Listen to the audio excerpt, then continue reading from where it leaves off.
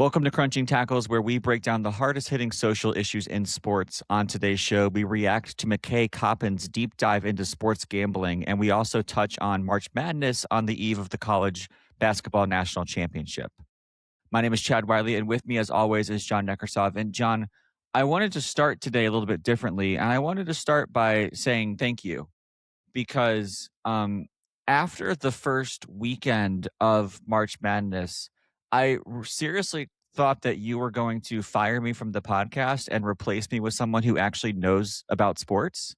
But you were very kind to keep me on, and I'm very, very grateful for that. So thank you. You're really welcome. Yeah, I mean, I would say that as we're reflecting on our bracket situation right before March Madness officially concludes for the year 2026, I think we made a mistake last episode by not watching college basketball for an entire year and then trying to go on a show and give other people advice on how to make brackets. I do think that probably, I think given the situation, I think my wife Katie and your dad should probably just take over the show from now on.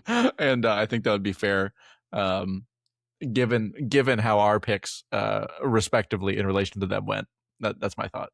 My dad has essentially been in like the 90th percentile the entire time. If Michigan win tomorrow, he will win our bracket group. Shout out to him. So we'll see how that goes. I would just say that I've certainly improved back to average after what was truly like a devastating start. Like I believe I went like 0 for 5 in the first 5 games of the tournament. And like at the end of day 1, I was in like the 6th percentile. I think I got more than half. I got like almost half of the first round games wrong, which is really, really like, I don't know how many people do that. Much to improve on for next year, I would say. Yeah, much to improve I think on we're going to for go next back year. to the drawing board. Go back to the drawing board for sure. I think we are going to, I think my resolution next year is to watch more college basketball, other than just March Madness, to augment this. Because really, like, obviously this is just all fun and games. And thank you to everyone who joined the pool. It's been fun to compete with all of you. But what I found myself reflecting on in the first like 2 days of March Madness, I turned Duke on, who I picked to be my national champion, and I watched them play against Siena. And literally from the first minute of that game, I was like, I have made a terrible mistake. Because the team that I was watching, I was like, maybe they didn't play like this all year, but I was like, if they played like this and were winning all year, I would hope that I would be able to watch that and say, I do not believe in them. So anyway, that was tough. I do, brackets and silliness aside, I do want to talk about the Duke situation for a second.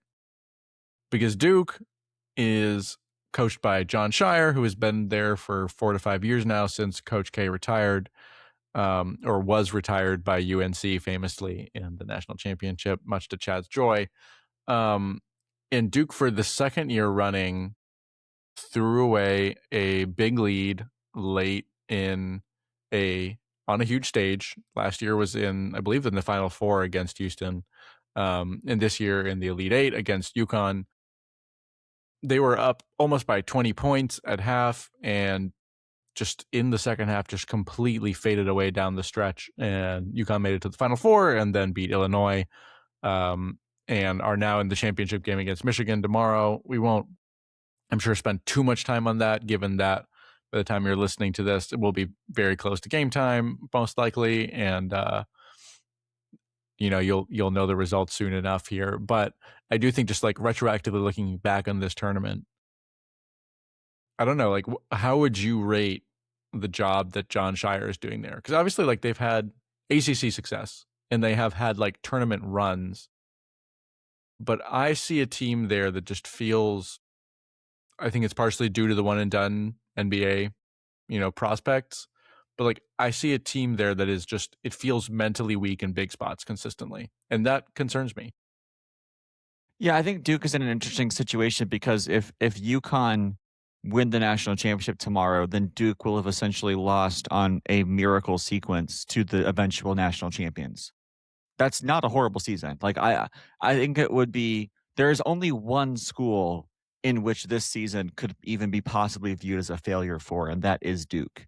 Right? Any other team achieving what Duke achieved this season would have viewed this year as largely a success. Um, Obviously, I come at this Jon Scheyer Duke situation from the perspective of a rival fan, and Right. I would say that Jon Scheyer is the primary reason why Hubert Davis is no longer the coach at UNC because Jon Scheyer out recruited Hubert Davis every single year that the two of them have been coaching here in the Triangle area in North Carolina, and so um, he has certainly done better than Hubert Davis has done. The question is he the guy to lead Duke to a national championship? And I still believe that he can be. Genuinely. It's he's been in the job for I think this was his fourth season, Right to me. and um he has made multiple runs. I mean, he's obviously made the tournament all 4 years, made it to the Elite Eight multiple times. Has he made a Final Four yet? I don't I remember. think he made the Final Four last year The and fi lost to Houston, right? That's right. Yes, that's right.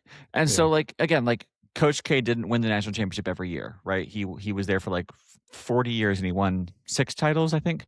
So, there will certainly be more time for Scheyer. I don't believe that Jon Scheyer is in the hot seat for another 2 to 3 years, genuinely, without a Right. I national agree. championship. He is recruiting at an extremely high level. If you look at the quality of talent that is still going to the NBA from the Duke program, it is by far the most, right? Where like Cooper Flag just dropped 50 points in the NBA. Like they became the youngest player ever to score 50 points in the NBA. And that was like last night. And that was a Jon Scheyer recruiting job. Like the Boozer twins are both going to be NBA players. Cameron Boozer will probably start in the NBA legitimately. And so like yeah, I guess I'm not if I was a Duke fan, which I can't even put myself in those shoes, um, I would not be pushing the panic button, and I think it was different for UNC.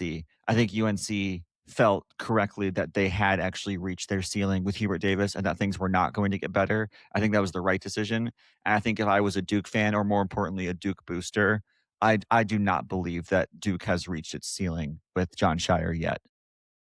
Right. No, I think that's correct. And I certainly would not, if I was a Duke fan, I certainly would not hit the panic button. Um, I just find it interesting. It's one of those situations where you have a legendary coach who handpicks a successor. Um, and I feel like it's rare that that actually works out.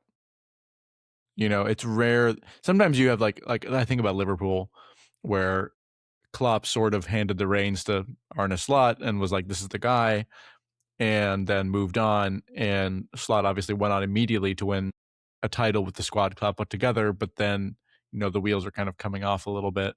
And I that's think exactly of how it was with Hubert Davis the first year. He right. went to the That's national true. championship game year one, and then it went downhill from there. Right. And I think about like Manchester United, obviously, where Ferguson picked David Moyes, who's not a bad coach at all, but he was not the guy to take United to the next level, and he very quickly seemed out of his depth. Jon Scheyer is interesting because he was like Coach K's right hand man, obviously, towards the end, was a former Coach K player, um, and I think that he's a really smart guy and clearly recruits really, really well, and that I think will serve him in good stead in the long run. I do think I agree that they will win a national title, but I think the UConn Duke game to me was a great example of, maybe it's not that Jon Scheyer is a bad coach per se, but I do think that there are serious coaching issues in this Duke team, um, that that he needs to grow in to be a coach of a serious caliber like a Dan Hurley, who obviously is probably the best coach in the game right now. The we don't need to relitigate all like the details of the missed pass and everything that kind of ended that game and created the insane moment that led to UConn winning. But UConn came into that second half with an intensity that I just didn't see Duke play with for the entire tournament. It just constantly felt like Duke was walking into games expecting to dominate, and then we're getting bossed around by teams who actually wanted it more. And that to me is a maybe it's a player entitlement issue and not a coaching issue, but it feels like to me like those players should be prepared by their coach for those complicated game situations and go into that game with a hunger where they're not saying after, barely beating a 16 seed that we thought it would be a cakewalk and wouldn't have to try, like indirect quotes. So I don't know. That's where I'm at. Yeah, I mean, you and I had a conversation about the idea of the the one and done system last time we talked in how it was. We were talking about it from more so from a popularity of college basketball perspective. But I think that the other way that the one and done issue shows itself is in those moments, like at the end of the Duke UConn game, when experience matters. And the reality is that Duke's best players, the Boozer twins, and and what's his name? Sar? Is it Dame Sar? And Isaiah Evans are all extremely young players, and that's just the reality of that team. And on the flip side, UConn is led by Alex Caravan and Terrace Reed Jr., who are both seniors who have been at Duke, who have been at UConn for 4 years. And so, in those moments, like freshman talent from an athleticism perspective, from a scoring perspective, we've seen teams win national championships led by freshmen. But in those high pressure moments when you have to protect the ball for 10 seconds without turning it over, facing a full court press, experience matters. Age matters in those situations. And so those are the situations where a team like UConn that is relying less on freshmen have an advantage. And that's exactly how it played out in this game. The reality is that Dan Hurley is not just the best coach in college basketball. He's probably the best basketball coach, period. Like, I think almost any NBA team would swap their coaches for I mean, Dan LeBron's Hurley, which the Lakers him. Yeah. tried to do 2 years ago. So, I mean, you can't, there's a premium on just having the absolute best coach in the game right now. And UConn has that. 100%. And I also would just like to say, though, coaching does matter because Braylon Mullins, who hit that shot once the freshman at Duke gave it away, hit that winner, and he's a freshman. And like, there's a calmness, there's an insanity that Dan Hurley provides, but there is also a calmness. Like, you look at them when they go take a timeout and he yells at them, and sometimes he just shuffles over to them and is like, guys, what are we doing here? And you can just tell that, like, he commands their utmost respect, which I'm sure Scheyer does too, but Hurley has something completely different. I don't know. I'm excited for Monday's game tomorrow. Just briefly, maybe we can touch on that for a second. I just think it's a cool moment on the flip side for Dusty May at Michigan, who has just put together a powerhouse team. They literally ripped Arizona to shreds in the other Final Four game. Like, it was not even close. I expected this to be like a nail biter, 1 seed versus 1 seed battle, and it ended up being Michigan literally beating the doors off of Arizona for the entire game. And it's just a cool story because Dusty May, if we think back, he was at Florida Atlantic in 2023 when he took that mid-major to the Final Four. They lost San Diego State, who then got absolutely destroyed by UConn. So now, fast forward 3 years, Dusty May moves on from FAU to Michigan, puts together an incredible program that is dominating the country, and now has an opportunity to face off against Dan Hurley, who he could have faced in that Final Four a few years ago. So it's just it's not exactly an underdog story because Dusty May is clearly a good coach as well, and was, a big fish in a small pond, I guess. But it is a cool moment for him that, like, he really was that good. Sometimes you see people get elevated from that kind of program and then they kind of are out of water, but he clearly is, is earning his pedigree. Yeah, I think that it's interesting that UConn have won 2 out of the last 3 national championships, and Michigan are still heavy favorites in this game. And that's a testament to not only the recruiting that Dusty May has done, but also the way that he has steamrolled through this tournament. And I thought that Arizona was the most likely of the 1 seeds to make it to the Final Four, which was true. But Michigan is clearly the best of the 1 seeds that were in this tournament. It's not even really that close. 100%.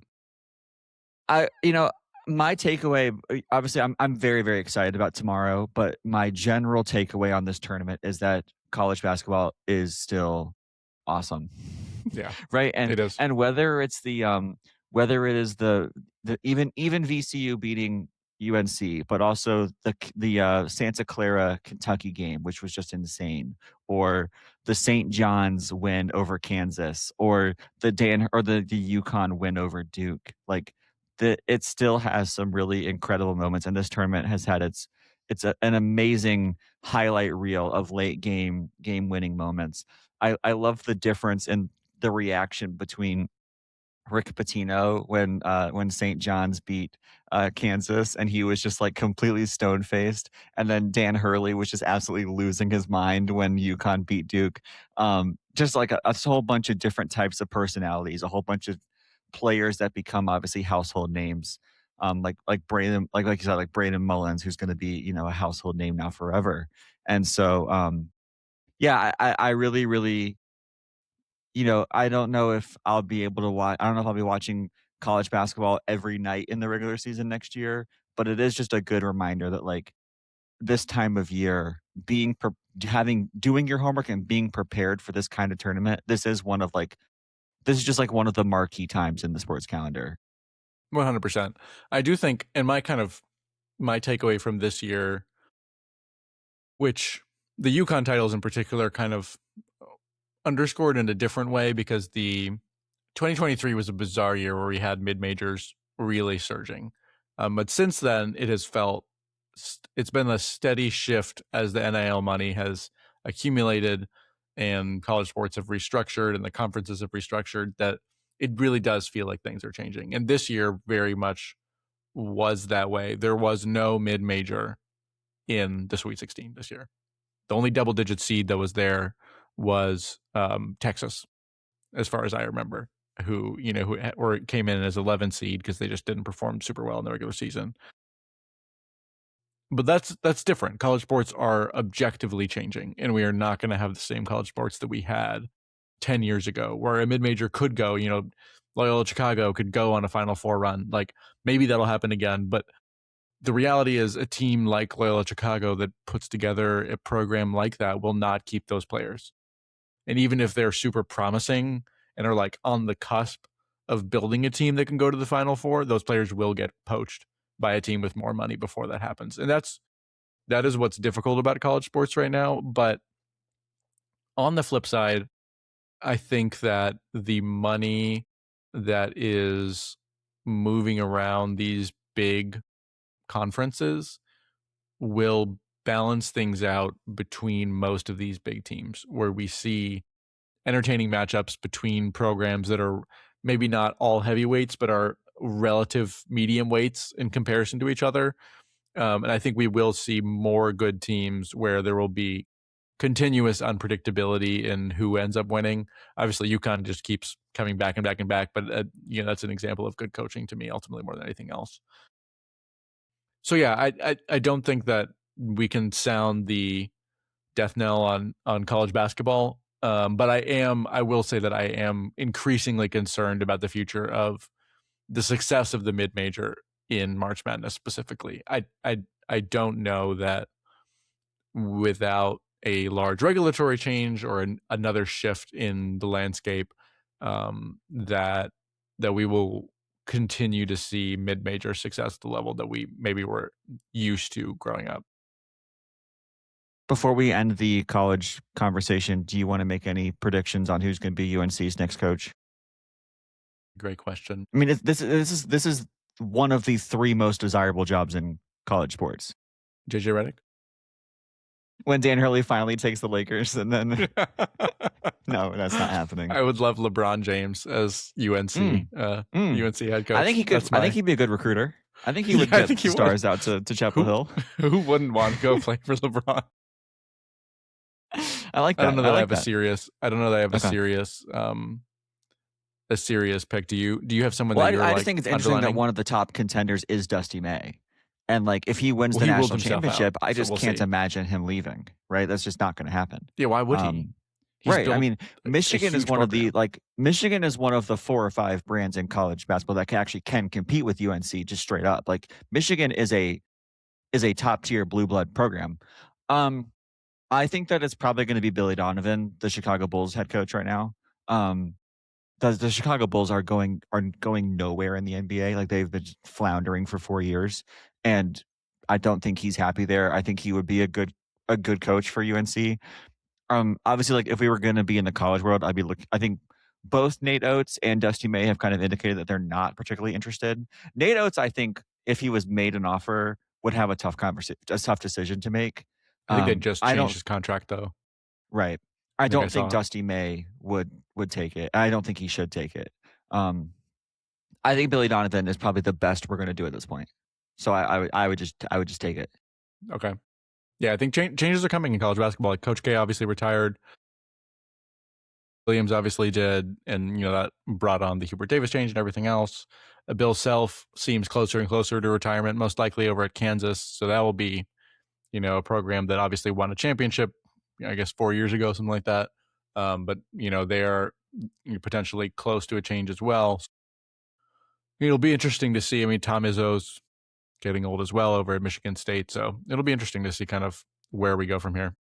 It's just amazing how quickly things can change because like if you had asked me on the eve of National Championship Night 2022 if Hubert Davis was going to be the coach in 10 years, I would have almost bet my money yes.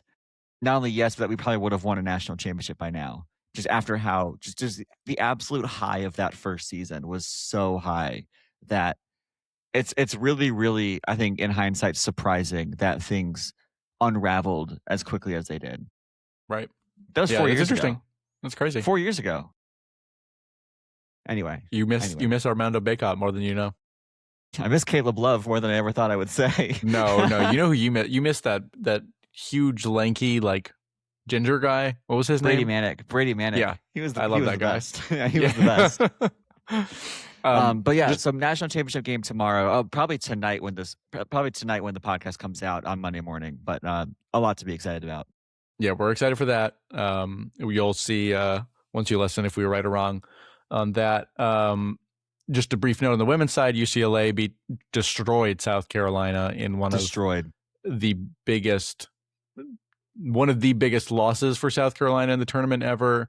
One of the biggest championship wallopings in the women's side ever. It was not even close, and that was UCLA's first women's win ever, which is cool.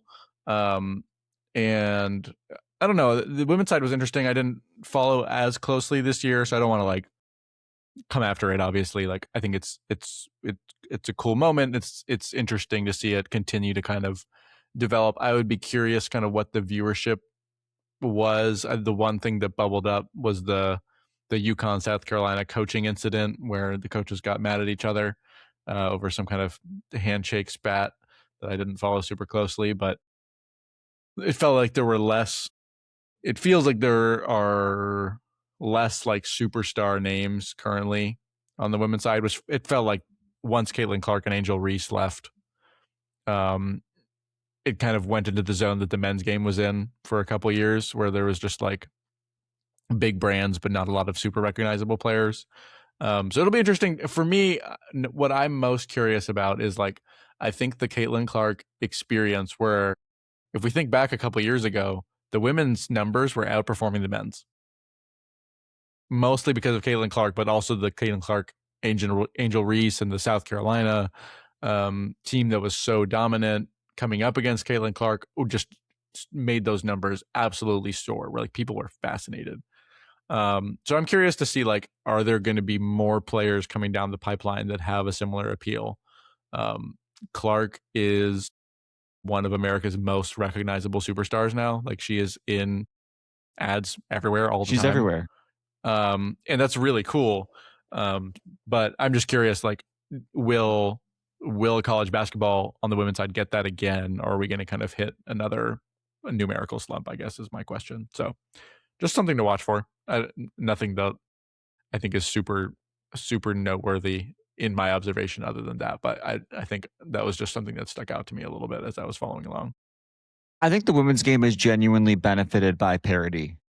And so when you can look back on a season where one of UConn, LSU, or South Carolina did not win the national championship game, that's probably good for the sport. Right. especially women's basketball in particular can get really, really bogged down in these long dynasties that really can It's kind actually of suck interesting. the intrigue out. And so for it to be a new program winning a national championship, regardless of the future, that is certainly a good thing for the narrative of women's college basketball. Right. I wonder if it is kind of a recruiting issue that like those big programs have just gotten so many of the good players over the years that like Clark even just going to a different school and rising up as a star was a big difference, that like it was Well, a different face. yeah, I was talking to my family about this today actually at lunch, and like it's very rare in men's college basketball that all four number one seeds would advance to the final four. But in the Right. women's game, that's actually very common. And it Mhm. happened this year as well, where like all four teams in the final four were the number one seeds from each region. And the reality is that there is kind of less parity, less upsets, more of the one seed dominance in women's basketball than there is in men's. And that certainly, I mean, that certainly was the case this year with, like I said, with all four number one seeds making it. But it is nice to see a program that is obviously extremely talented, was ranked as a one seed, was a top four team all year, but like Right. not South Carolina or UConn Mhm. get the job done. No, I think it's really good for the sport. I think it'll be interesting, and if you followed along closely with this season, I'd be curious what your take on it as a listener is. But I do think that that's something that's only going to continue. It's true with any sport, right? That like the more parity you have between programs, the more eyeballs you get. I think so. So yeah, just a brief note there. Congrats to UCLA on your first program title ever. Yeah, really cool stuff. How do we make this transition, John? Um,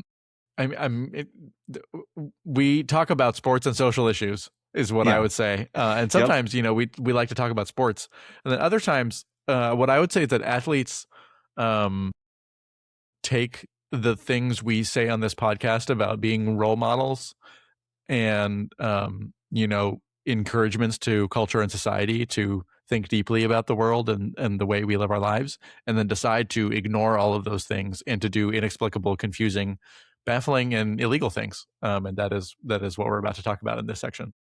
Yeah, we're going to talk about two athletes who have one thing in common, which is that both of them have checked into rehab.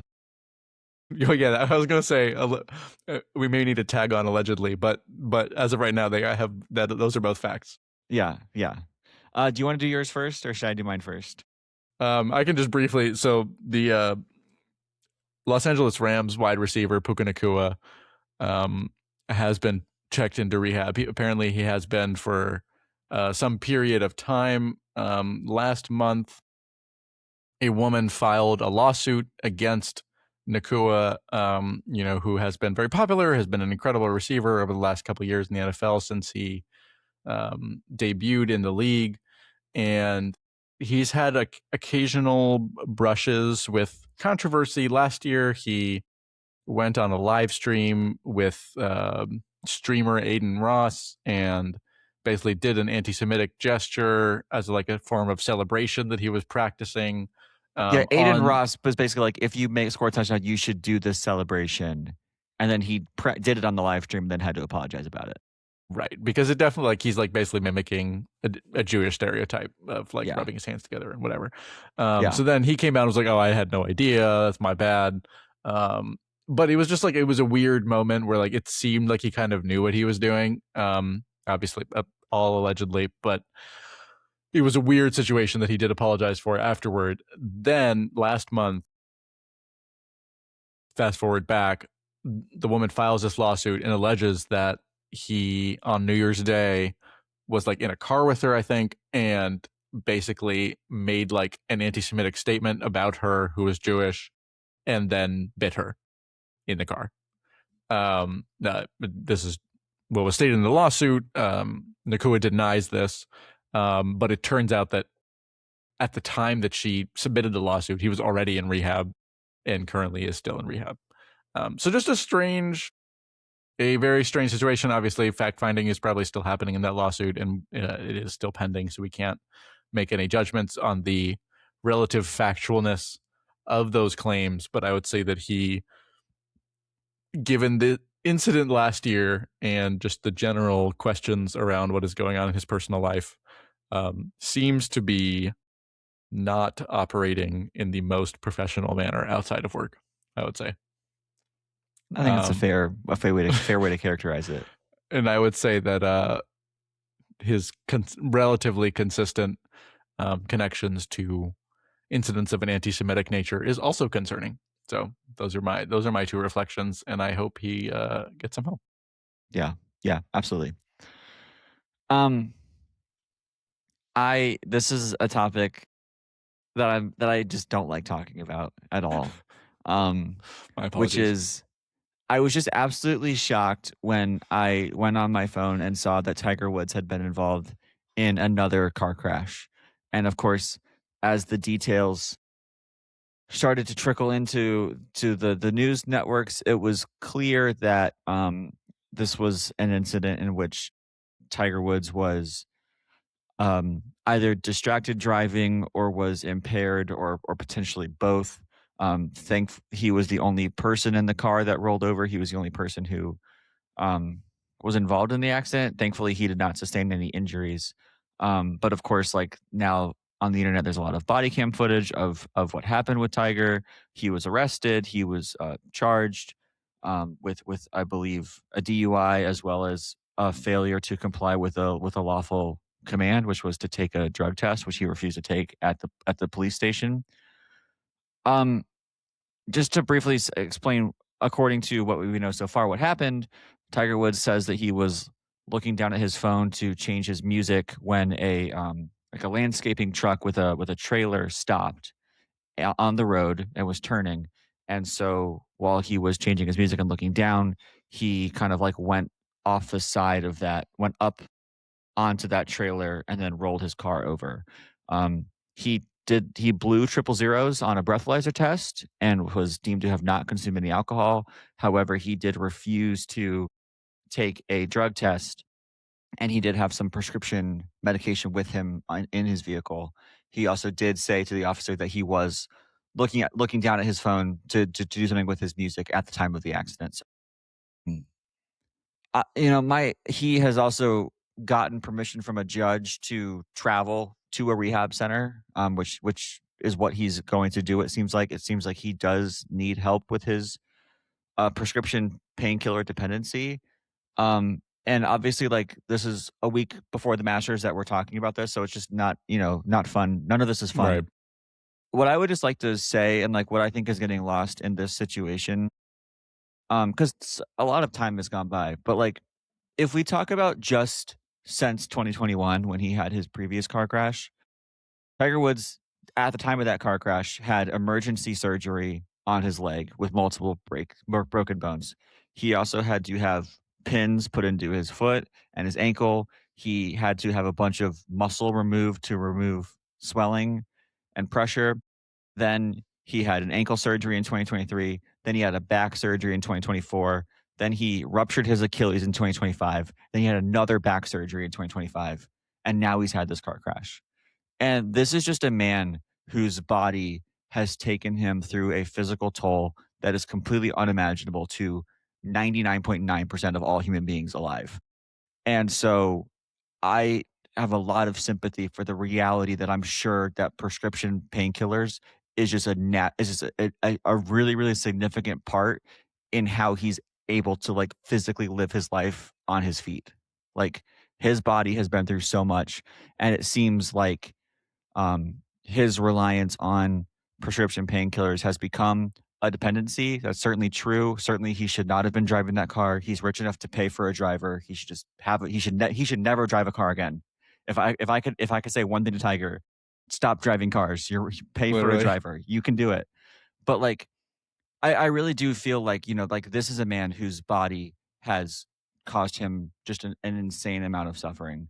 And he is one of the greatest athletes of all time. And it's very sad to see this happen at, at the end of what I think he was still hoping was a career, right? He's still not retired. I think he still wanted to return to competitive golf. And time again, his body has just completely let him down. And I hope that he can get the help he needs. I hope that he can get a handle on this dependency. But I do have a lot of sympathy for someone who has endured just in the last 5 years, everything that he's endured. And he had a long history of injuries before 2021. That was just in the last 5 years that he went through all that. Yeah. No, it is, on a serious note, is a tough personal situation for him, obviously, and we wish Tiger nothing but the best. It is one of those situations where I think when you see an athlete who's that good hit what is the end of their career ultimately, like Tiger is obviously not competing for trophies anymore by any serious metric, and certainly not for majors. It was obviously amazing when he came back to actually win the Masters after having had so many injuries. But this is definitely like the real tail end. Like, I think of when Brady was retiring, it was a different situation, but his personal life was spiraling out of control in a different way, because he just kind of couldn't make all the pieces of his life fit together. And I think with Tiger, it feels like he can't really let go. And I'm sure is in a lot of physical pain as well. But I think that he probably needs to retire at this point and just call it a day. Like, he's had an incredible career, obviously, but I think like he needs to take that step into what life is actually going to be like for him. And I hope he actually does that. If he can get on the course and make it back a little bit to have like a good farewell tour, at least at some events or courses, I think that'd be great. But I do think it's time for him to close it out. I'm also, my hope is just on a slightly more silly note, it is that he's not trying to do this to get his mugshot into the Hall of Fame so that he can make sure that Scotty Scheffler's doesn't compete with his. And that's my unserious note of the day. Because I think he's got to be worried. Like, that Scotty Scheffler mugshot was the most iconic shot in golf history, in my opinion. So Tiger trying to put his name out there for sure. Yeah, I think it's interesting because golf, especially like the Masters, is one of those things where like if you win one, you can play it forever. Like, literally, you can go back and you can play it as much as you want. So like Jack Nicholson played the Masters in his 60s, as did Tom Watson. They both were in the Masters fields. But what did I say? Nicholson. Oh. Jack Nicholson, as far as I'm concerned, as far as I can tell, has never played golf that I know of. Jack Nicholson won the Masters. That's my fault. Jack Nicklaus has played the Masters well into his 60s. We'll leave that in. That's funny. So good. As has Tom Watson. So like like if Tiger could get this thing under control, he can continue to just like, he can do his indoor golf league as much as he wants. He can still show up once a year and play the Masters. But I do agree, like, it seems like in some capacity he is still trying to get back, like, if not onto the PGA Tour, then at least back into playing all 4 majors a year, which he hasn't done that in years now. And I just don't see it. Like, if he could get things under control and then just say, I'm going to do this indoor thing that I'm doing, and then maybe I'll play the Masters every year, show up to the championship dinner, just have fun. Like, I hope that he can, he has spent his whole life chasing the GOAT status. And in my book, he has it. I'm in the minority there, but like, to me, he is the best I've ever seen. And so I hope that he can kind of like find a different part of his life to tap into. And maybe as his son Charlie gets older, maybe that can kind of become part of it too, because Charlie still obviously has an extremely promising golf career ahead of him. So right, very much so. Yeah, I think my thoughts really can be summed up by Jamie Carragher's now famous quote: "You need to leave the football before the football leaves you." Yeah, that's spot on. The football has left him. But no, I agree. And I agree that every good golfer should have a mugshot at some point. Not really, but like it is funny that it's happened this many times. It's happened twice now. It's now a rite of passage. Yeah, that's right. Do we want to talk about another entity / country, perhaps that the football has left? America? Yeah. Well, the football is coming to America. And it is also left America at the same time. I fear it's left already. Yeah, this was a really, so This the last couple of weeks was the last international break before the World Cup. So some nations still had to play actual competitive matches to qualify for the World Cup. Others just played a series of friendlies in preparation for the World Cup. Megan and I were privileged to attend one of those international friendlies in Orlando. We saw Croatia play Brazil. Which was just super fun. We had an amazing time. But of course, most of the attention is on the U.S. men's national team, who suffered back-to-back losses to two teams who are clearly better than them in Belgium and Portugal. And I don't think that anyone going into this window was thinking that the USA would win both of those games. I'm not sure if anyone would have bet on the USA to win either of those games just straight up. But the reality is, for the USA to make the run that I think all American football fans want them to make, it does need to look a little bit better than it's looking at this point. And especially now, as Mauricio Pochettino is already being linked to coaching vacancies for club teams in Europe, it does seem like this whole situation um, might have a pretty short shelf life beyond the World Cup. This whole thing might be wrapping up pretty quickly. Yeah, I mean, I'm really worried. Like really worried. And this is like the most that I am in crisis mode ahead of the World Cup. And I'll tell you why. Like the worst it's been for you. For a few reasons. I mean, there have been many times that I've been in crisis mode about the United States, but I think I have been willing to give Pochettino a leash to be like, you're figuring out who your players are. There's been a lot of inconsistency. A lot of the players have been not in good form, even the ones that are in Europe. And to me, this Belgium and Portugal series was the opportunity to get a look at players and see, like, are you guys really ready for this? It's not a question of like, do you need to win these friendlies? But what I wanted to see was like, is this gonna work? And Can you what I compete? saw, Do you look competitive with these teams? and what I saw, we watched this. So we were together in person, which was great this week. I We guess haven't even talked about that. last We had weekend. an amazing Yeah, weekend together with it was awesome. Katie and Megan, and it was just a complete delight. It was awesome. We watched tons of basketball. We walked around. And we watched USA Belgium. We did, yes. And he was an absolute disaster. It was really bad.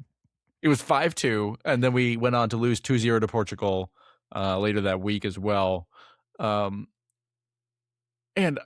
Watching that Belgium game, it was just like we scored a goal and then we're completely lifeless otherwise. It was just like, it was a disaster from beginning to end, and we got a consolation goal late. It would have been 5-1.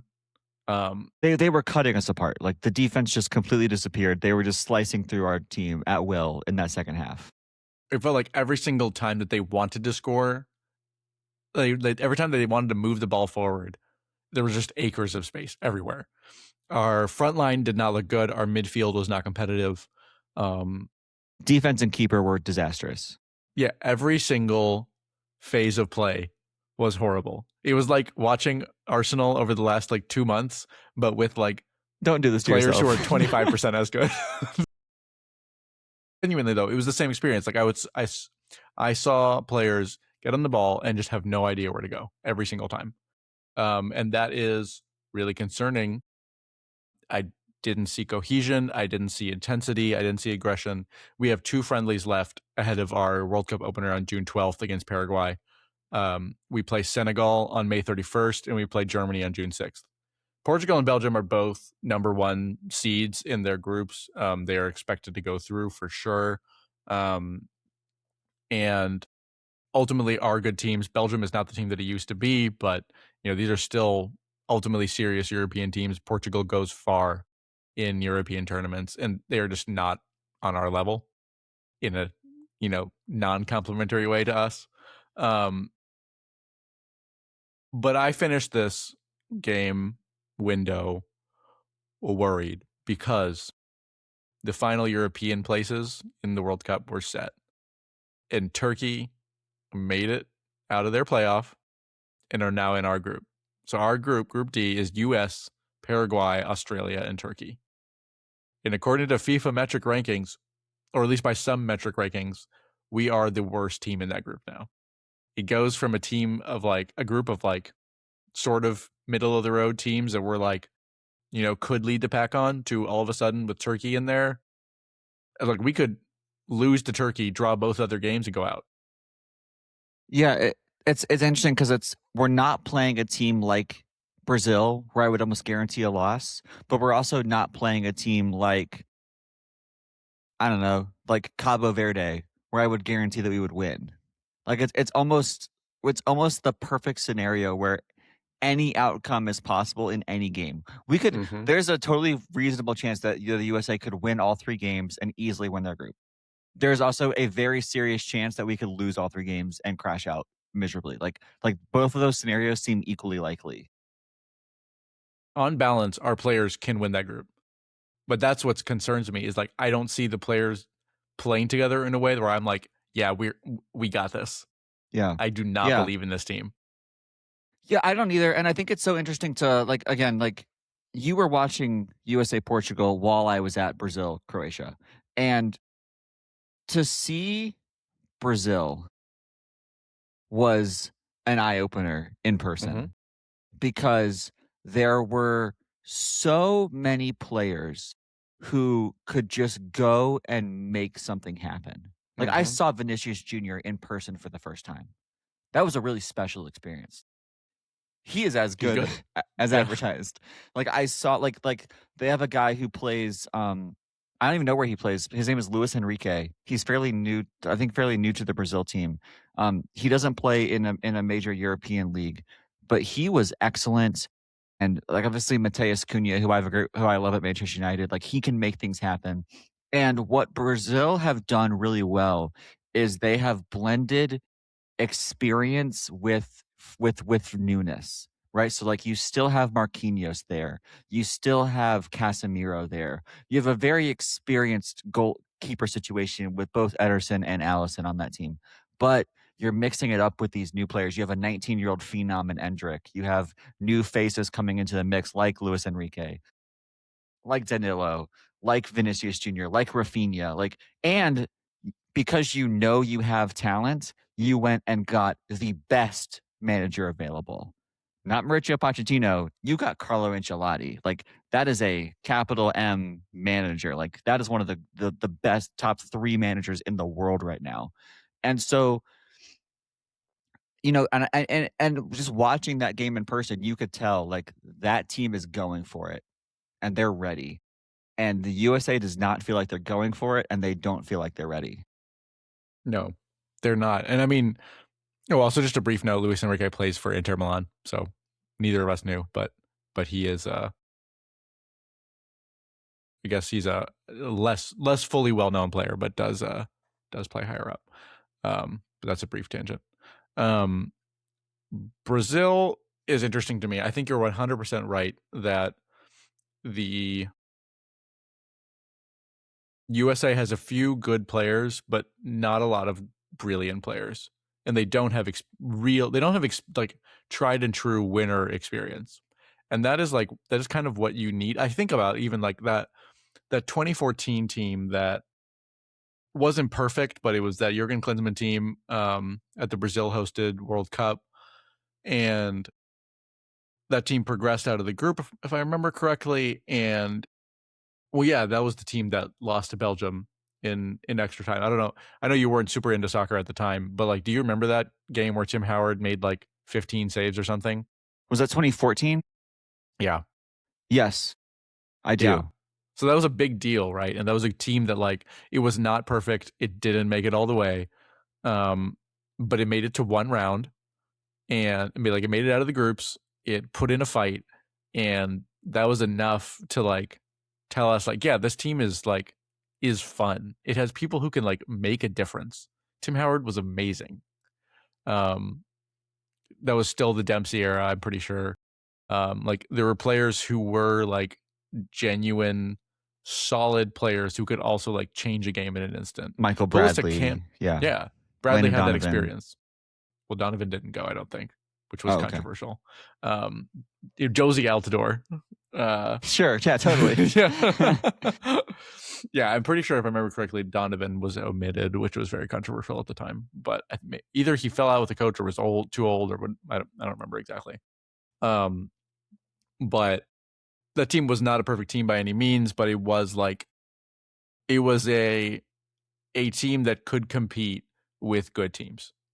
And this USA team, to me, has a lot more European talent now when you look at one of those friendly rosters, but it's not players that, to me, feel like real difference makers. And so we'll see. I'm excited for the World Cup, though. We're close. We are. Not to correct your correction, and obviously Luis Henrique is a very common soccer name, but the one I saw in Orlando, the one I'm talking about, plays for Zenit St. Petersburg in the Russian league. So there's multiple Luis Henriques. There are many Luis Henriques. Not to be confused with the PSG manager. Confusing. Yeah, and multiple time Champions League winning manager. This is I saw him for the first. This is the first time he ever came across my radar was when he started in this game against Croatia. He's 25 years old. He plays in Russia. I was very impressed with him. He's an outside winger with just a ton of speed. Anyway, there's a strong. We obviously don't follow the Russian league closely these days, given the situation. But back in the day, in the mid 2010s, when I started, when I was really dialed in, Russia was obviously not banned, and Russian teams would make the Champions League periodically. And Hulk, do you remember Hulk? Did he ever come across your radar? He was part of he was part of the Brazil team with Oscar and yes. I remember him. Yeah. So he had an absolute cannon of a leg. He actually played at Zenit for quite a while and was very good over there. Was the name on his jersey actually Hulk? Yes. That's really great. Yep, I'm pretty sure every single time. He was an icon. There were a couple other, this is just a trip down memory lane for me, but there were a couple other great players who used to play in Russia back when it was an interesting, more open system. Keisuke Honda of Japan, who played it in Milan at different points, was there for a while and had a mean free kick, and that was a great time. Anyway, that's awesome. That's by the by. I love that. No, I love that. That's great. The wellness check is not going well. No, and obviously we have we have a ton of more World Cup to talk about. The next time we talk about the USA in particular will probably be when the roster is selected, the 22-man roster. And that's going to be significant. And then, this summer is going to be go time. So we're about 2 months away.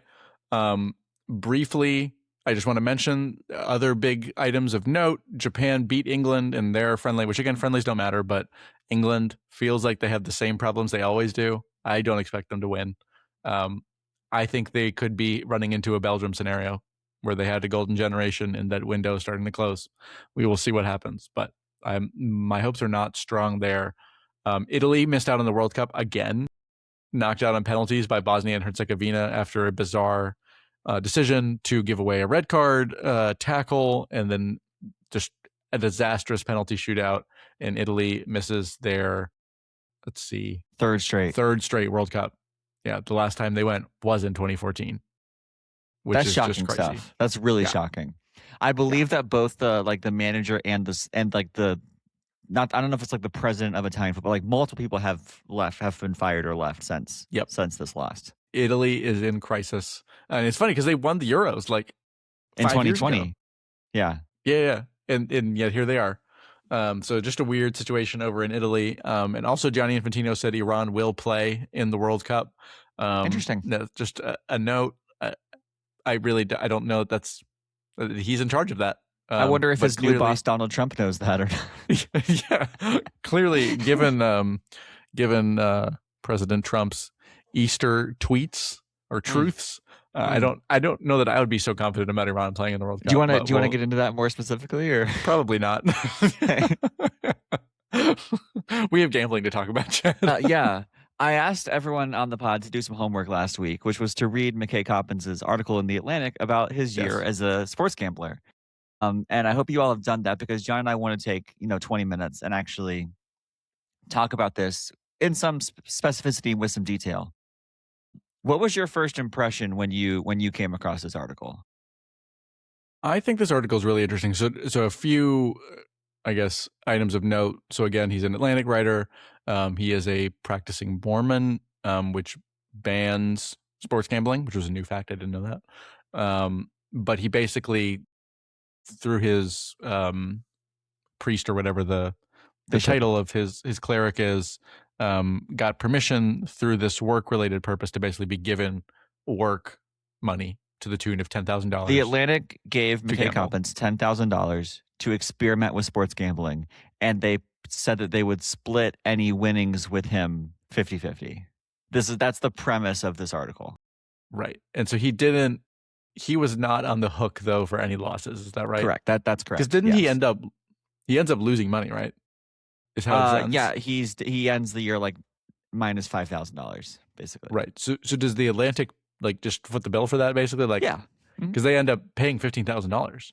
Well, no, I mean they gave him up to $10,000. He lost $5,000, so they ended up paying a total of $5,000. Oh, got it. Okay. Yes. Yeah.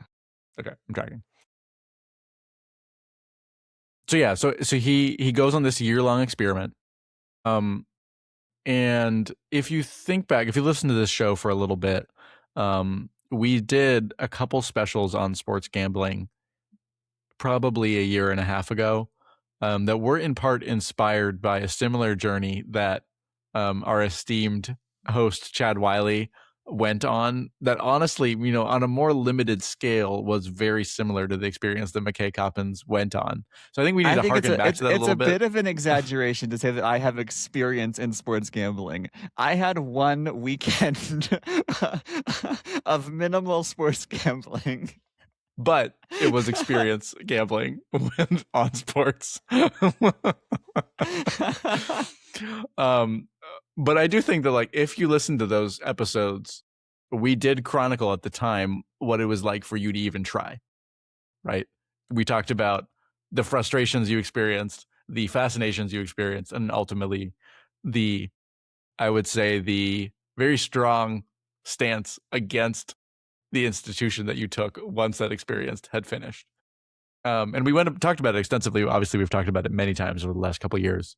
But I think this story is so interesting because takes that conversation and is like, what if I, who have no connection to this entire institution at all, tried it basically with no stakes for myself and just like tried to do it to the max? What would that experience be like? And this whole story is basically him mentally feeling the effects over and over and over again, even with no real stakes other than just his desire to win and the potential to win money. He kind of loses it a little bit.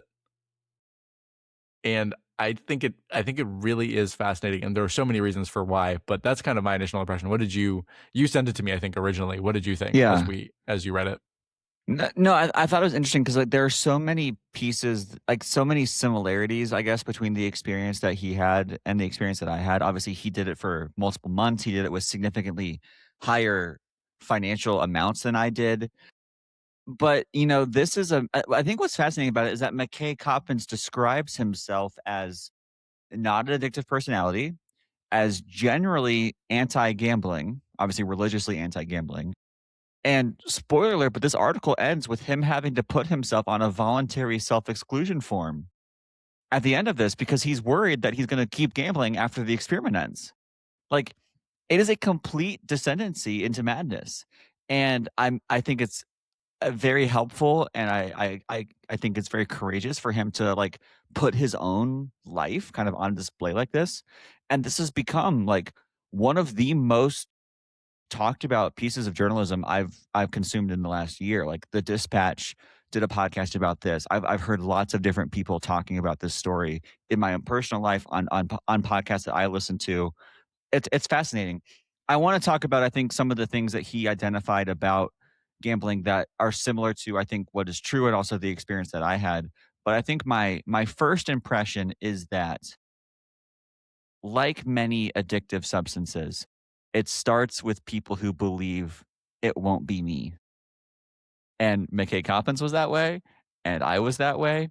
And it is genuinely shocking how fast you can become that person you never thought you were, to the point where this person in Coppins has to submit a form that in his state that prohibits him from entering a casino or gambling online. He has to voluntarily fill out that form because he is worried that he will continue gambling with his own money after this experiment ends. I don't know if I don't think in the article that he called himself an addict, but he was certainly was acting with addicted tendencies throughout this experiment. And there were so many like I the if kind of the part that I would love to lean in on is the part where he asks someone who does gambling help, like a gambling help service. He asks him like, what are kind of the indicators that someone is becoming addicted, and like some of the indicators were like uh staying up like super late to watch West Coast games, or like all these things that he was doing and that I was that I was doing. And it's just crazy like how fast that slippery slope starts sending you down a deep descent. Yeah. And I think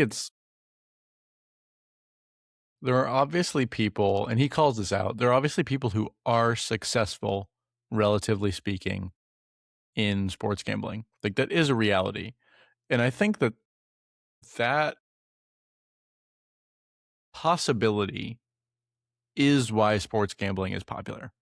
Like the idea that it could be you, that you could get rich quick, is an inherently human desire. Like think about like the California gold rush. It's a classic example. The potential for unlimited wealth, at least in people's minds, was there. And so thousands and thousands of people like stream across the US on an incredibly difficult journey to California to go pan for gold, just in the hope that they could get rich quick. They could do something that no one else could. And the vast majority of those people were immediately impoverished, right? Because they didn't get rich quick. Because most of the time in life, you do not get rich quick. It is like a 1 in a million situation. But for some reason, we always believe that we're the one to do it. And the reality is, most of the time, the people who are really smart, who do get rich, and maybe sometimes even get rich quickly, are the people who are abusing or changing the system in some way. You know, even if it's completely legitimate, um, you know, it's the people who work within the system, who understand the system, who break the system in some way and figure out how to make it work for them. There are smart people who can be good at sports gambling specifically, but the people who really make money are not the people who go into the closed system that is sports gambling and try to make their life work in the rigged system. It's the people who are creating the system in the first place for the other people to play in this essentially artificial game, right? Um, and I think that's what's interesting as a starting point here. Like sports gambling has always existed in tandem with sports.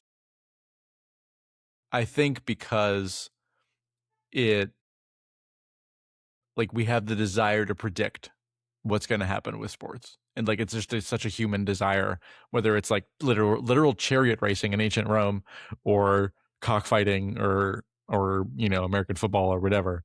Now we're reaching the point, and this was barely even in the article, but like prediction markets like Kalshi make gambling basically like universal.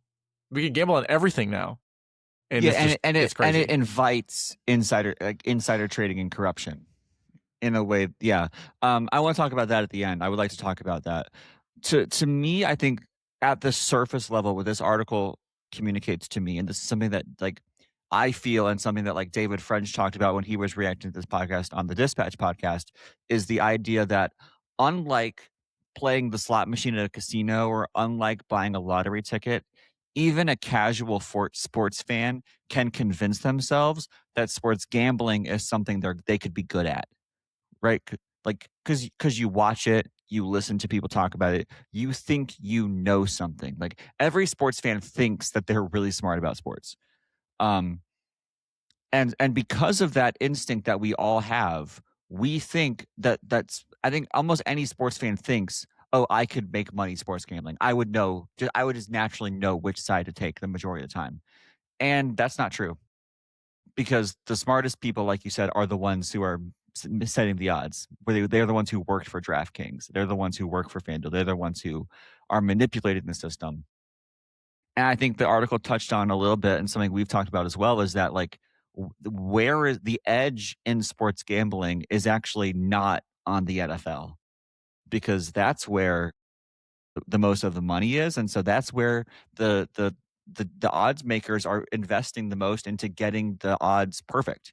The place where there's an edge in sports is in the 3rd tier of Turkish soccer, where all the corruption is, right? Because those are the places where the major odds makers aren't as focused on those areas. And so bettors can acquire an edge in those areas, and it's also where most of the corruption goes under the radar because obviously, like, the scandal in Turkey or in soccer or in China in soccer that we talked about is just significantly more extreme than it is in the major American sports. And so I think that something that McKay experienced and something that I experienced is the belief that I will be good at this because I'm a sports fan, because I watch sports, and it's a lie. It's a complete lie. Yeah, that's so interesting, and it reminds me, like, switching fields for a minute, it is very similar to the world of investing in a lot of ways. Like, obviously, it is kind of a microcosm in a funny way that is it operates in different spheres, um, but stock trading and day trading and things like that operate off of a very similar human desire, sometimes with way more money, sometimes with the same amount of money, um, but it's that belief that you know you know enough to beat the system, to just predict the world at large. And we convince ourselves that the more knowledge you accumulate, the the even if you're not perfect, you're good enough that you can predict wealth for yourself, basically. And the reality is, like, most smart financial planners, like, I'm certainly not a financial planner, but like most smart financial planners will say that like the vast majority of people will not beat the market by figuring out all the different trucks, uh figuring out all the different stocks that you need to trade at different times of day to like make the exact right amount of money so you can keep kind of beating the market time over time. Like most of the time they advise you to just invest your money long term and just hope that the market over time will increase, right?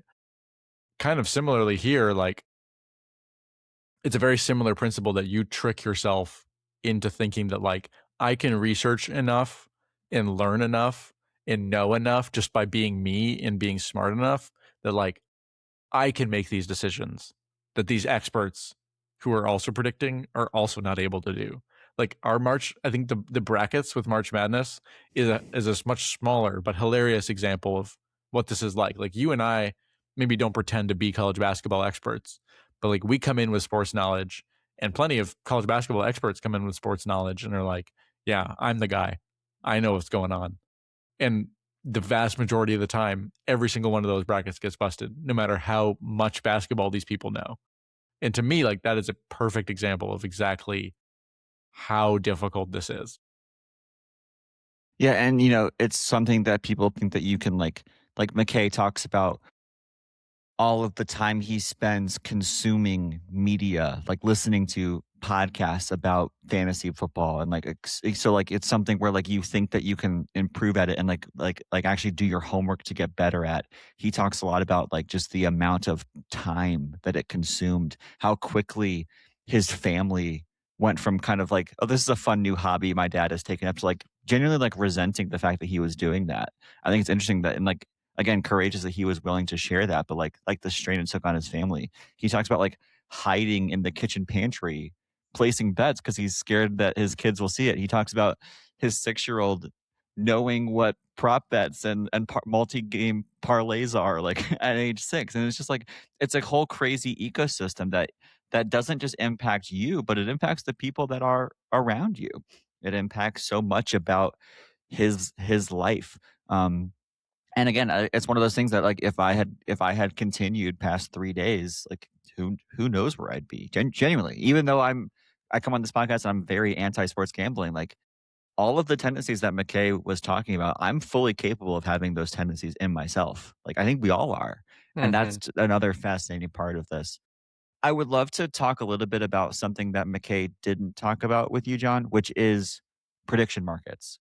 Because so far in sports gambling, the leagues and the bookmakers have done a good job of at least projecting as if they are against insider trading or insider information, right? Like Mhm. all the leagues still have bans on their athletes doing it. Obviously, the Terry Rozier case was an instance of insider information going to gamblers. Um, so it's obviously not ideal, but it's not, there is still a difference here. But these prediction markets like Polymarket or Kelce have really opened the door to just blatant and unhidden insider trading and corruption that nobody seems to care about or is doing anything about. Um, Most recently, I'm reading on PBS that right before hours before Donald Trump announced that the US and Iran were engaged in productive talks, several newly created Polymarket accounts bet $160,000 that a ceasefire would happen between the US and Iran between March 31st and April 15th. And if that happens, those anonymous accounts will make about $1 million.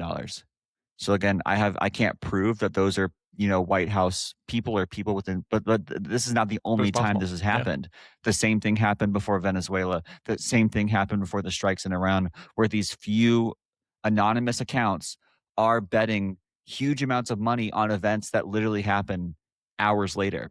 You have journalists, you have a journalist in Israel getting threatened because if he changes the wording of a story in the Jerusalem Times, it will cause people to receive a huge payout because they bet on a missile being dropped in the region on a certain day. But there's some technicality in the wording of the reporting that is causing that payout to not happen. And so this journalist is getting like death threats about it. Like this is just a crazy situation. And so like I think the worst case scenario is that as a society we stop taking the integrity of these things seriously. Not that they have a whole lot of integrity in the first place, but if we're just as a society, as a collective society, going to be okay with what's happening on Polymarket or on Kelshi, if we're not going to seriously clamp down on this blatant corruption, then what's to stop DraftKings and FanDuel from saying, okay, we're not going to really worry about it that much either, or the leagues to do that? Yeah, no, I mean, absolutely. I think the prop betification of the world is an unmitigated disaster, specifically in the area of government corruption. Obviously, insider trading is illegal for a reason, because it is, making money on yourself and allowing yourself to manipulate the market and basically just take control of businesses in a way that, steals money from the shareholders. Like that is exactly what you're doing. You're stealing money from shareholders. And in the case of politics, I mean, you're stealing money ultimately from the American people. Like you are using your governmental power to just rake money into yourself. And that is anti-American, that is anti-democratic. And it's a shame. And it's good to see that there are at least some politicians who seem to be, starting to speak up about bipartisan stops to this gambling industry at large. I think that's good. I think it needs to happen. Um, to be honest, I mean, I am not like it'd be great if sports gambling was shut down, but I'm not advocating for that. But I do think that prediction markets like genuinely should be shut down. They're Like hor- they're I'll they're go they're out that not and just say that right immoral, now. but they're really bad for society.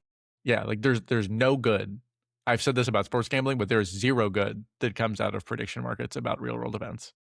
Like why do you need to bet on any of those things?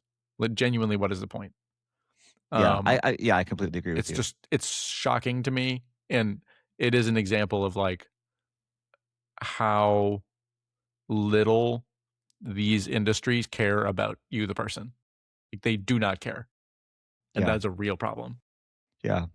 If you want to steer the conversation anywhere you want after I want to go one more direction and then open it up to anything you want to talk about. But um, my kind of final thought, and this is I think the primary counter argument that we receive is that when we talk about sports gambling, is that well all of these things would be happening anyway, but at least now with the legalization of sports gambling, it's happening in the open, and so it can be caught.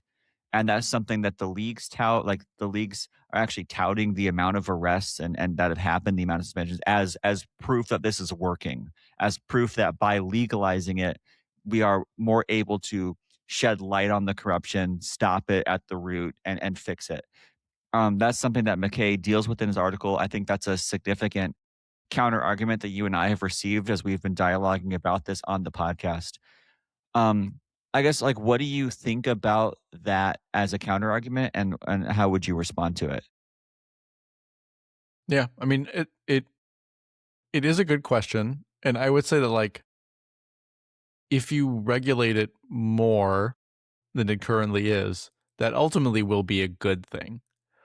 Um, so, but right now, what I'm not seeing is enhanced regulation on sports gambling. I'm seeing the government basically get more revenue from sports gambling taxes, basically. Obviously, there is a little bit of there are arrests that are happening in certain circumstances, as we've documented well on this show, and I do think like those are not unimportant things. Um, but I think ultimately, like my primary thought, and it's something I've said on the show before, is you know sports gambling illegally or in just casinos was something that happened, but it happened under the surface. It was a relatively large industry, but it did not control the sports world. And legalized sports gambling controls the sports world. And to me, there's no net gain for the sports world.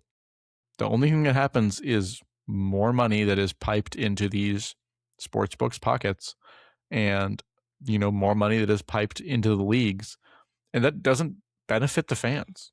Like the NFL having more money has done nothing but worsen the experience for the average NFL fan because going to NFL games is more expensive than it ever has been, ever.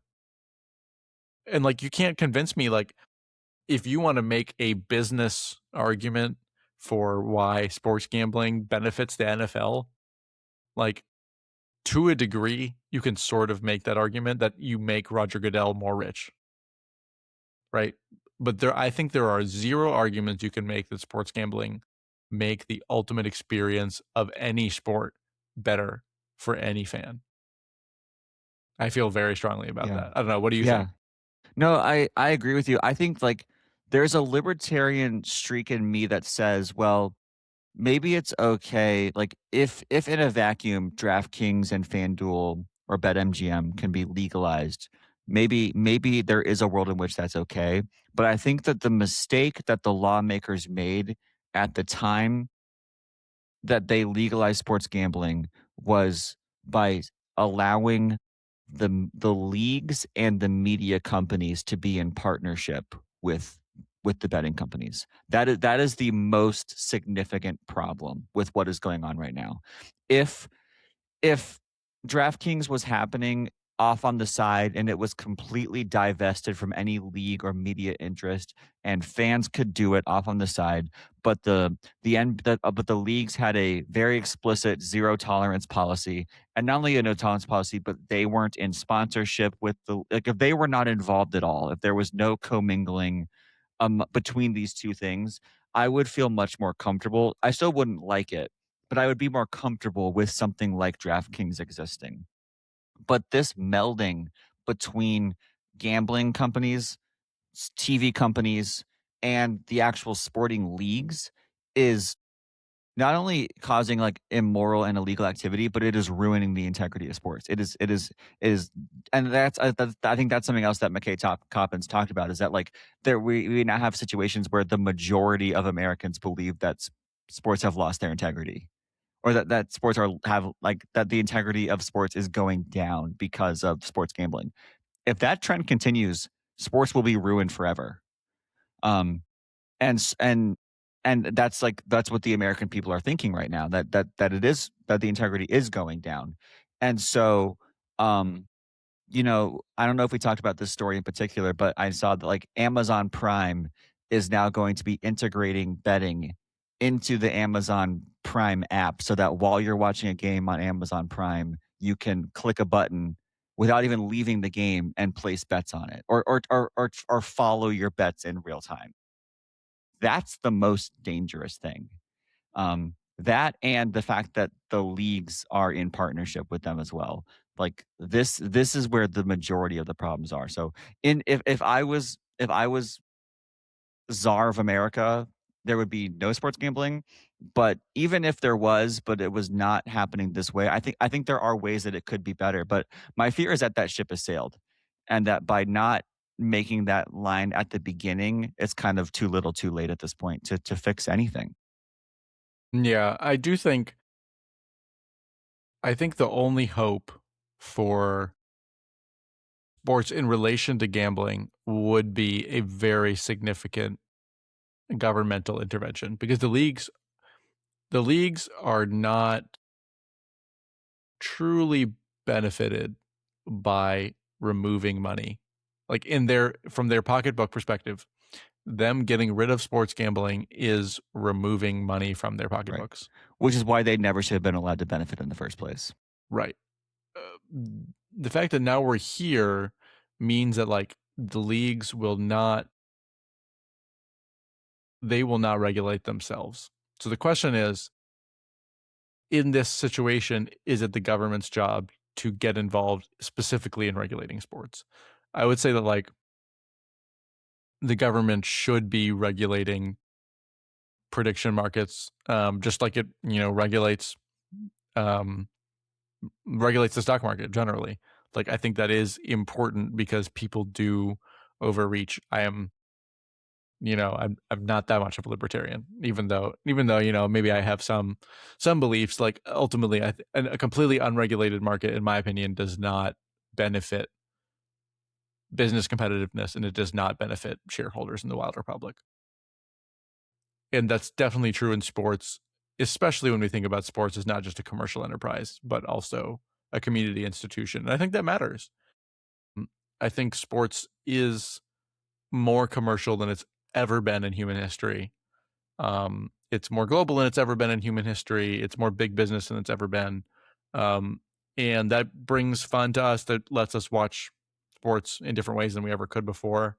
But you and I both know, and I think if you're listening to this show, you probably listen because you at least feel to a degree that, you know, we are missing some of the meaning that we at least felt like we used to have. Maybe that's all a pipe dream, and maybe it was always like this. But to me, it feels like we are progressively losing more and more.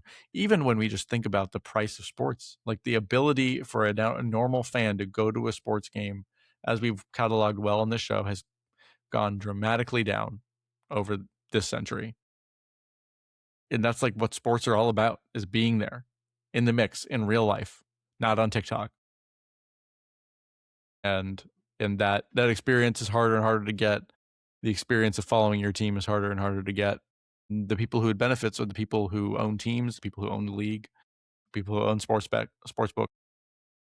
Um, yeah, we always have someone to point the finger at. You know, uh, to a degree, the blame is always at us for where we spend our money, where fans spend their money at large. But I do think that like this is the reality of the sports world we live in. Yeah. I mean, we're gonna have a completely separate podcast about how this is by far the most expensive World Cup in the history of most expensive sporting event in the history of all sports. So this upcoming World Cup. Um, that'll be a World Cup preview conversation as we continue to kind of process that. But I would just say that I don't have his exact numbers that he cited in the article, but the reality is that Americans are waking up to the fact that this is a problem. The majority of Americans at this point believe that sports are losing integrity, and that's something that if I was a sports commissioner, I would have to take very seriously. Even Yeah, though my league and my owners are pocketing all this money from DraftKings and FanDuel and all these other places, like, none of that is gonna matter if you turn into the WWE. You know why no one bets in WWE? 'Cause it's not it's not random. real. Yeah, Yeah, it's not real. There's no drama. There's no stakes. And so betting is not really possible on it. Oh, I'm sure you can on Polymarket, but I'm sure you actually can on Polymarket, but you yeah. probably. And I've said this probably 8 times on this podcast now, but is Roger Goodell, do you want the NFL to turn into the WWE? If not, now is the time to act before it's too late. Adam Hmm. Silver, Rob Manfred, like, same to you. If you don't stop it now, it will be too late when you wake up to it. That's it. That's exactly right. And I mean, think about something like the Oscars.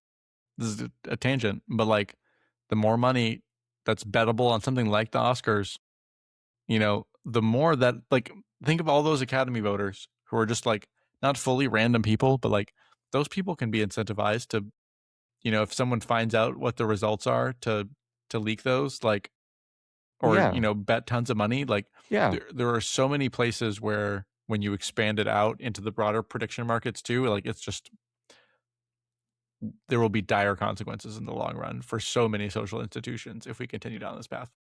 Yeah, I mean, I don't want to exaggerate, but, like, Polymarket and Kelce can be a huge part in, like, why society collapses. Like, full stop. They're evil. They are. This is an official podcast stance. Clip that.